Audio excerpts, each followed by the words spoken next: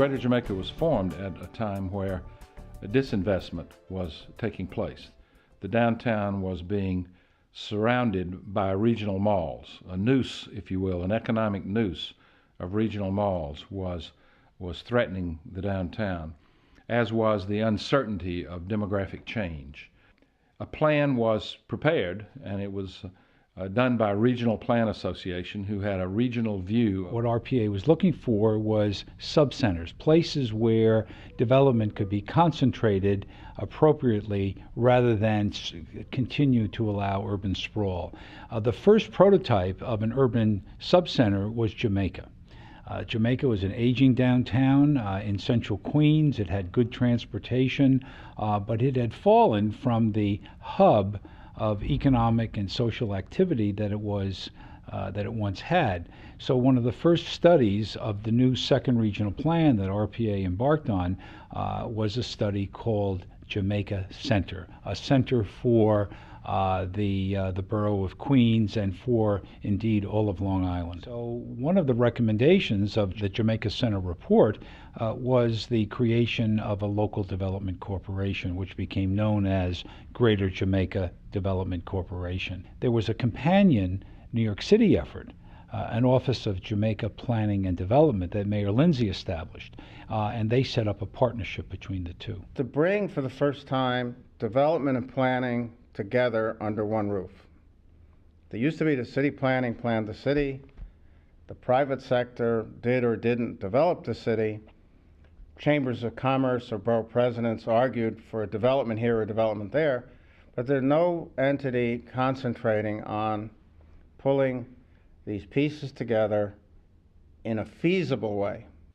And thereby created one of the city's first public-private partnerships dedicated to the revitalization of downtown Jamaica. The first true local economic development corporation for subcenter development.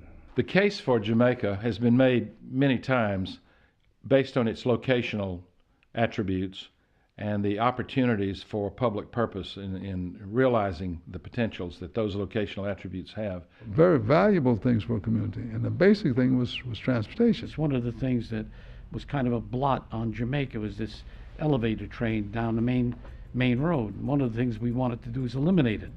One of Greater Jamaica's larger accomplishments was removal of the L line. The removal of the L line made retail more attractive in the downtown.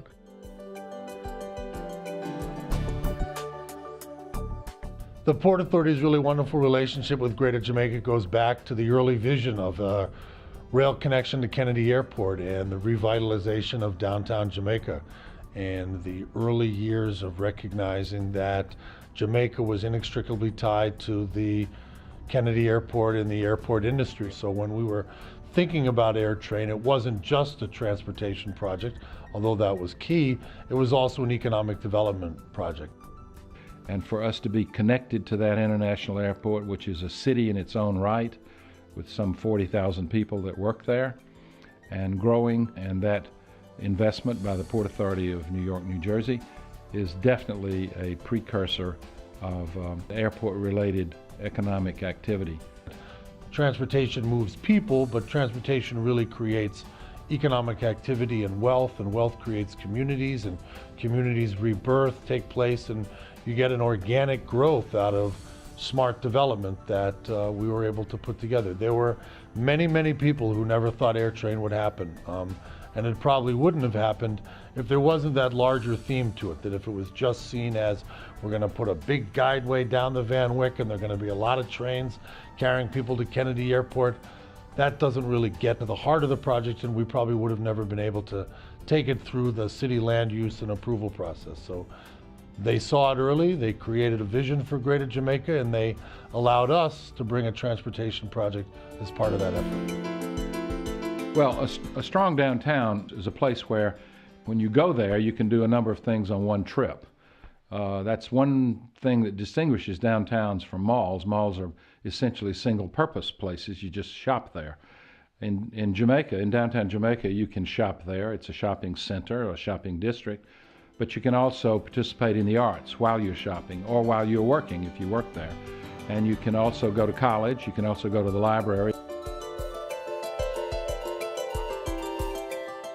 Our central library is the hub of the Queens Library System.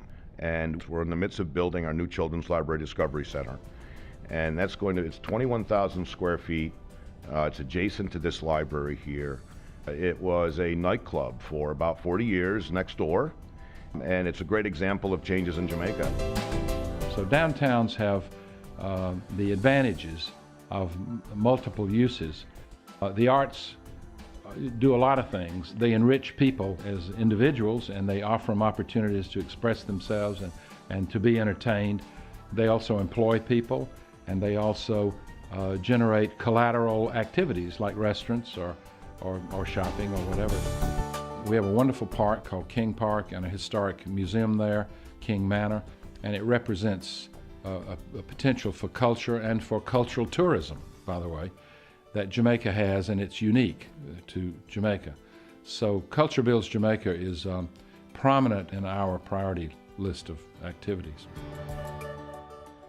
Jamaica accommodates a range of industries. We helped to form 4 business improvement districts in Jamaica, including one of the first in the city. We pioneered the development of, or the formulation of, business improvement districts, or BIDs. They are effective instruments for providing supplemental municipal services and for promoting and organizing local small businesses. What they're really doing is creating jobs or preserving jobs. And at all levels with the Greater Jamaica Development Corporation, they take that responsibility very seriously. The role in the community has always been to bring jobs to the downtown. And there is a real opportunity to do that on a substantial scale. The Motor Project is a great mixed-use project, new construction in downtown Jamaica.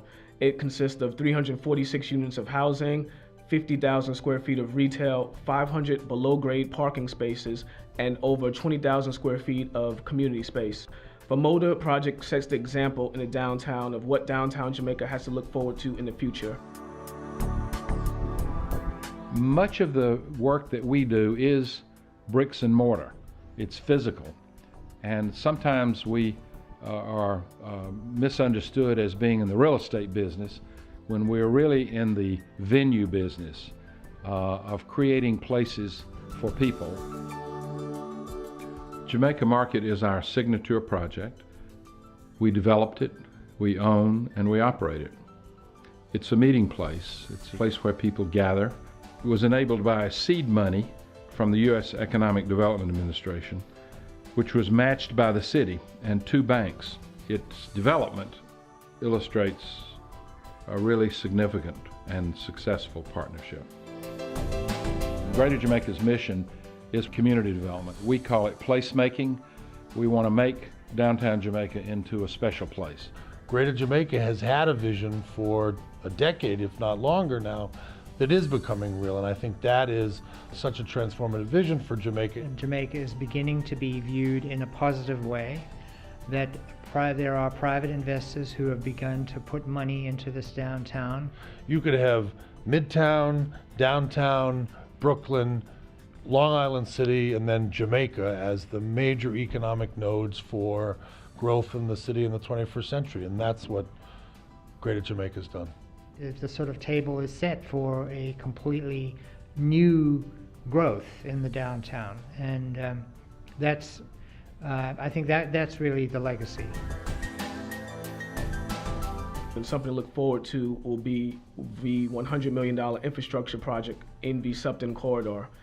That project will consist of retail right under the Long Island Railroad underpass, and one very strong point that is incorporated is that we're really working really diligently to attract local subcontractors and get them working on these projects.